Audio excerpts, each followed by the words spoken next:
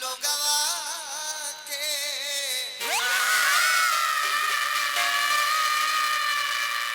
अतरहिया अधर्म के सबका सोहाता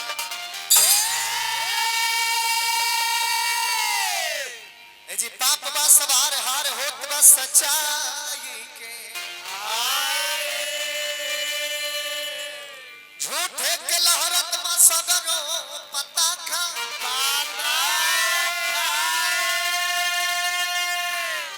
आरे हो गोपाल कालयाई भगतान पवा धर्म के बचाव जल्दी आवे विधाता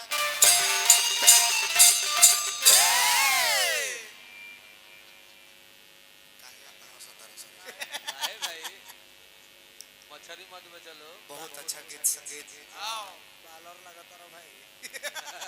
प्रदुमन परदेसी जी के पूरा टीम द्वारा सुमिरन वंदना के कार्यक्रम अच्छा रहल वेरी फाइन हमरा काल्हे से नीक लगता आज के तहर कार्यक्रम तहर काल्हे से बढ़िया लगता आज के प्रोग्राम एकदम ठीक कहतनी महाराज काल्हे तनी तू घबरा जाता आज लेकिन संयम के साथ गाओ घर जे रखले बड़ा भाई आज हां आप तार छलवइयो सिवान वाला दो चार को बुला ले उहे गड़बड़ा दे दो तीन को झाल लता ठीक बारा सब ज्यादा बबुआ फोहर मत बोली हलो तो झलवइया गरी बांडा पीटा तरह अच्छा लागल आइल बानी जे हमने के माता जी के अंतिम संस्कार में तो देखी दुनिया से जाए के तो सबका बकार बिया जी दुनिया से सबका एक न एक दिन जाए के बा बट बात रह गई कि समय को समय होनी अनहोनी घटना दुर्घटना तो देखिए ई सबका ऊपर बा बाकी यही में जो समय पर जाला ओकरा मरणो प्रांत में भी दुख के साथ साथ खुशी भी मनावल जाला एक खातिर की जे समय से मरल बा अपन नाती पोता सब कुछ देख के जब उनकर शरीर कमजोर हो गई त चलियो जाला लोग तो वो लोग के ऊपर खुशहाली मनावल जाला खुशहाली तहां ना मनावल जाला कि जहां कोनो गलती हो गई बाकी रह गई कि नेकी और बदी करम तू करम संगे ऊपर कुछ हो ना जा जन्म लेला के बाद बंगला गाड़ी महल अटारी चाहे रउआ कितना कमाई बाटे एगो चवन्नी भी साथ में जायला नहीं जाई का जस अपजस नेकी और बदी जैसन हुआ काम कइले बानी कइला के बाद वो अनुसार लोगन में वक्तव्य होखे लगी अगर केहू कहे लगल कि आहा बड़ा नेक विचार उठा के रहल बहुत केहू के ऊपर गलत निगाहें ना डालत रहले दिल के बहुत अच्छा इंसान वहां के रहनी तो इहे समझी कि रउआ कमाई करके गइल बानी भगवान के जब ई पता चले लगे कि इनका अइला के अफसोस बा तो स्वर्ग में उच्च श्रेणी में स्थान दी नरक मिलल बा ई कब बुझाई मरे के मर गई आ लास्टो में केहू कहत कि जाए तो मर गई ठीक भाई ठीक है भइल धरती पर से पाप कम अपना जाने भर में कितना बियाह कटले रहल कितना लइकन के बारे बहिला मुआ देल हां त ई जतने रउआ निमन करो त ई कमाई जीवन के बाद के बाकी रुपया पैसा कमाई ई त सुख चैन खातिर होला सफर उचित बात दुनियादारी हो त लेकिन धन के बढ़ल खूब अच्छा लेकिन मन के बढ़ल एकदम ठीक ना सही बात है पहिल का एगो गाना हम माई खातिर समर्पण कर यहाँ के कएगो पुत्र रहने हैं तीनों आदमी जो उपलब्ध बने नो आज स्टेज पर तो तीनों आदमी से हम आग्रह करब कि 2 मिनट खातिर रवा सब मंच पावे के प्रयास आई मंच पर आई चाचा ओ माई के तीनों सुपुत्र लोग से आग्रह करब कि 2 मिनट खातिर मंच पर रवा तीनों आदमी आई आवाज सुनता नहीं हमारा आवाज के अगर रवा सब स्पष्ट सुन पावत नहीं तो आई एगो गाना हम माई खातिर पेश करब और ये पूरा परिवार खातिर है, शोका कुल परिवार खातिर जे भी श्रद्धा व्यक्त करता, जे भी श्रद्धांजलि अर्पित कर रहल बा, सबका के शुक्रगुजार और ये पूरा फैमिली के दिल से आभार जे कि इतना सुंदर स्वच्छ विचार पर सब चल रहल बा। आई मंच पर दो आदमी एक आदमी अच्छा वहां के है आ जाए धन्यवाद बा कि माई ऐसा पुत्र पैदा करके गइल बाड़ी। कतना जगह ते एगो वीडियो वायरल भइल है कि बाबूजी के मरला के बाद ऑर्केस्ट्रा नचावता, कहता कि भोजपुरी गाना बजाओ ना रे का हिंदी बजावले बाड़े। तो कहीं कहीं ऐसनो विचित्र प्राणी पावल जाले, लेकिन वो सबके विचारधारा इतना सुंदर लागल कि इतना खर्चा करके ई कोनो जरूरी ना रहले प्रोग्राम में खियावल जरूरी बा, उससे आत्मा के शांति मिले। काम क्रिया कोई जरूरी बा, शादी ब्याह जरूरी बा वंश बढ़ावे खातिर, खाइल जरूरी बा जीवन जिए खातिर, लेकिन है प्रोग्राम कोनो जरूरी नहीं है कि प्रोग्राम ना हो तो जिंदा ना रहो, चाहे कोनो ऐसा काम में बाधा हो जाए। ई अलग से इंडिविजुअल एक अलग से रखल गइल बा काहे खातिर, काहेला देखी केहू पावल जाला कि केतनो पैसा कमा लेवे, बिजनेस इतना फैला देले बारे कि रातों में सुते के फुर्सत में कहे ने 5 गो गाड़ी धराइल बा तो होने धराइल बा, एने पुलिस छापा मारले बिया, हार्ट के पेशेंट हो गइले, बीपी के पेशेंट हो गइले, निमन कमाता रे बाकी जौन खाता रे वो निमन से पच नहीं के पाउत, डॉक्टर पाइप लगा के निकाल सुंदर जीवन जीने के लिए आपका आर्थिक परिस्थिति चाहे जैसी भी हो बट मानसिक परिस्थितियां सही होनी चाहिए। तो एक खातिर लास्ट में संगीत भी रखल जाला कि जितना भी टेंशन हो, संगीत मनुष्य को मानसिक शांति देती है, बाकी कैसे और कोनो फायदा नहीं है। हमने के माई खातिर कुछ वो आत्मा के नाम पर कुछ गावत नहीं जा, तो भगवान खातिर बा जौना के कृपा एक घर पर बनल रही, वो माई के स्थान प्राप्त होई। तो एगो गाना वो माई का विचार करे के बात ये का नहीं का सब कुछ भगवान देले बा, लेकिन का आज नहीं के जौना के दुख सब धन के खुशी से भी भारी पड़त कि ऐसे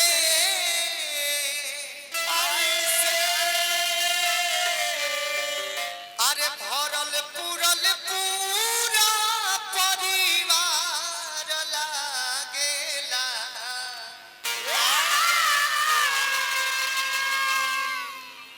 बाकी एगो माई बिना घरवा ई अनार लागेला, माई बिना घरवा ई अनार लागेला, तो एगो माई बिना घरवा ई अनार लागेला, माई बिना घरवा ई अनार लागेला। राजकुमार भैया बड़े बड़े रुपया पुरस्कार दियाने एह माई के गाना में आशीर्वाद की प्रतीक्षा, वो महतारी के कृपा ये पूरा दया दृष्टि ये पूरा परिवार पर बनल रहे, अपना बाल परिवार पुत्र पर बनल रहे, ये भगवान से प्रार्थना करब कि ऐसे भरल पुरल पूरा परिवार लागेला,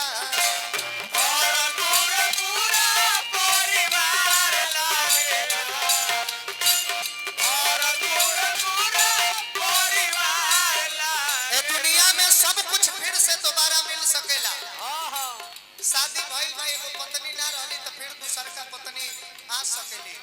वो छोड़ के चल गईली कहीं दूसरा जगह चल गईली तो फिर तीसर को बियाह हो सकेला। लेकिन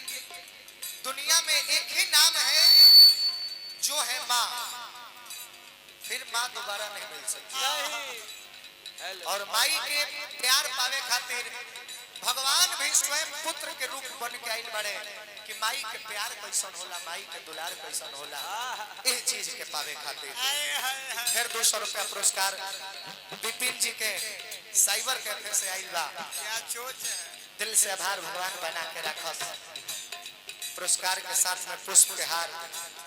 आशीर्वाद की प्रतीक्षा बोले दानी बना के राखो। प्रदुमन जी भी बड़ा सुंदर बात कहले हमके। व्यास जी, बबन व्यास जी, हाँ हमने के गर्जीवन बानी, अभिभावक बानी, हमने से सीनियर कलाकार बानी, एक पीढ़ी का मानी के दो पीढ़ी पहले के कलाकार बानी। हमने के तहे एक खानी अचानक नाम फाट गइल पूरा ऑल इंडिया घूम के गावे लगनी हजार। ई सब रवा सब के आशीर्वाद है, लेकिन रवा सब धरोहर बा। ऐसे भरल पुरल पूरा परिवार लागला, ऐसे भरल पुरल पूरा परिवार लागला। एगो माई बिन घरवा ई अनार लागला, एगो माई बिन घरवा ई अनार लागला, माई बिन घरवा ई अनार लागला। कि तोहरा दूधवा चली गया दिया रे माई, तोहरा दूधवा चली गया दिया रे माई, तोहरा ममता में सागर ना समाई रे माई, तोहरा ममता में सागर ना समाई रे माई, तोहरा दूधवा चली गया दिया रे माई, तोहरा दूधवा चली गया दिया रे माई, तोहरा ममता में सागर ना समाई रे माई, तोहरा ममता में सागर ना माई बिन घरवा ई अनार लागला, एगो माई बिन घरवा। अब रवा सब बैठ के देख सके। घर के देखी कोना कोना होखे हीरा चाहे सोना, देखी कोना कोना होखे हीरा चाहे सोना, देखी कोना कोना होखे हीरा चाहे सोना। माई के कमी और माई के गुण उहे लोग जान सकेला जेकरा माथ पर से माई के ममता के आंचल हट चुकल हो। सही बात बोले। बाकी जियता भर में तो ढेर ऐसा बेटा लोग बाकी माई के कदर ना कर। बहुत जगह हम बहुत देखले बानी। खैर जैसे जेकरा सामाजिक ज्ञान बा, जे दुनियादारी में बा, ओकरा तो पता बा, लेकिन पढ़ल लिखल व्यक्ति के भी हम देखले बानी कि जे ढेर बड़का हो जाले बेटा, डीएम सीएम इंस्पेक्टर कलेक्टर हो गई बारे, अब उनका पास में वक्त ही नहीं है कि माई के खबर ले सकस। और ज्यादा बड़े बड़े लोग के माई बाबू वृद्धाश्रम में रहता। सही बात कह। नॉर्मल फैमिली के माई बाबू वृद्धाश्रम ना जाए ना, गरीब के कहां, गरीब अपन ठीके ठाक से पाल पोस लेवेला। जब लड़का छोट रहेले, खाना खाए के जब लड़का ना चाहेला, माई कएगो बहाना ना बनावे ना, आई चिड़ैया कह रहत है, मैनिया कह रही बाबूजी के थोड़ा सा खा लो, आई तनी अपना भैया खातिर खा लो, केहू तरह लड़का के पेट भरे। लेकिन उहे माई बुढ़ापा में तबीयत खराब हो जाए, खाना ना घोटाए, लड़का के बुझाला कि माई नाटक करती। पतो तनी से दो बार पूछियो लियो तो बेटा में कहीं ऐसा कि छोड़ दे बुढ़िया ना खाई तो छोड़ दे, यही तरह सुन रहेगा ना। तो अगर बेटा ठीक रहे तो पतो कहियो नहीं के बिगड़ सकत ना, काहे कि पतो बने लगे आ सास बने लगे, पतो है नु एक दिन सास बनेली, आ फिर वो पतो एक दिन सास बनी, तो जे सास बारी वो कहियो पतो होई। तो ऐसा कोनो बात नहीं के, तो बुरा केहू ना होला। लोग कहला कि सास हमार बढ़िया नहीं के मिलल, तो सास कहीं कि पतो बढ़िया नहीं के मिलल, लोग दाबी धरे लगे हम जितना अपना सास से शासन सहल बनी उतना हमार पतोही आई तो दाबी धर। तो गलती से देखिए, गलती के बदला लेवे के ना चाहिए इंसान के, गलती से सीख लेवे के चाहिए कि जौन बिहेवियर हमारा खातिर पसंद नहीं थे वो हम के हुआ और से मत कर। गलती नहीं करे ना, इससे सीख हो जाए, ओकरा इंसान नहीं हो सकता। घर के देखी कोना कोना होके हीरा चाहे सोना, देखी कोना कोना होके हीरा चाहे सोना, घर के देखी कोना कोना होके हीरा चाहे सोना। जहां तक दुगोला के बात बा प्रदुमन परदेसी, दुगो छावना छौरिया लगाना केहू गाता हाँ सही केहू गा सकेला यू आर राइट बोले मान ली कि वो गाना गावत तनी लोग हल्ला करता हंसता थप्पड़ी बजावता तो ई मत सोची कि गौनई जंगल पर हां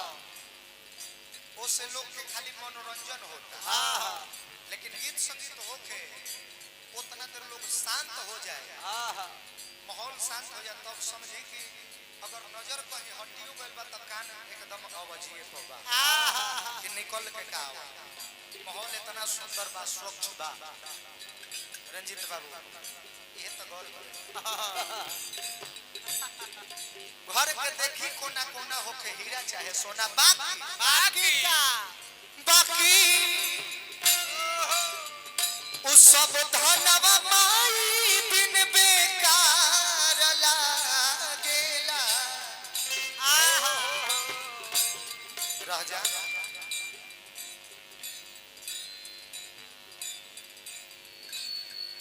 अच्छा नया गांव महदली चौक से भैया चलकाई माने पुरस्कार देने दिल से आभार भैया आशीर्वाद की प्रतीक्षा ढेर जगह हो देखे के मिलता अभी तो सावन के महीना आज सोमवारी न रहल हां लास्ट आज लास्ट सोमवारी रहल हां कितना भक्त लोग ऐसनो बा कि बाबूजी एक लोटा पानी बिना मरत है अब बेटा जाके शंकर जी को जल ढार के हर हर महादेव कर शंकर जी पनिया थोड़े पिए ना वो तो पनिया चढ़ावे जाला छीटा जाला बस उनका नजर में भक्त आ जाते हाँ कि इहो भक्त चल के हमरा दुआरी पे आई हां लेकिन इतना भगवान बुर्बक तब नहीं खनु हो देखो तरन कि रे भाई रे भाई इस सब के खुश रखते हुए भी देवी देवता के खुश रखता उहे भक्त के भगवान खुश रखे हां अना तो माई बाप पानी बिना मरता तू शंकर जी पर जल ढार दे तो ऐसे थोड़े खुश हो जाएंगे ना ओहो देखिए कि रे ई जौना के जामल हो हाँ ई ओकर ना भय हाँ तो ई एक लोटा जल चढ़ाला सही हमार हो जाए हां तो वो आशीर्वाद देने कि जो बेटा जो जौना पर ढारत करे उहे ली हाँ भाई जैसी कर दी वैसी भर चार वेद छह शास्त्र में बात लिखी है दो दुख दे तो दुख हो तो है सुख दे तो सुख हो आप जैसा करेंगे परिणाम आपको नेक्स्ट बार उससे भी तगड़ा मिलने वाला बाकी वो धनवा माई बिन बेकार लागला बाकी वो धन माई बिन बेकार लागला एगो उनही बिन घरवा पिया ना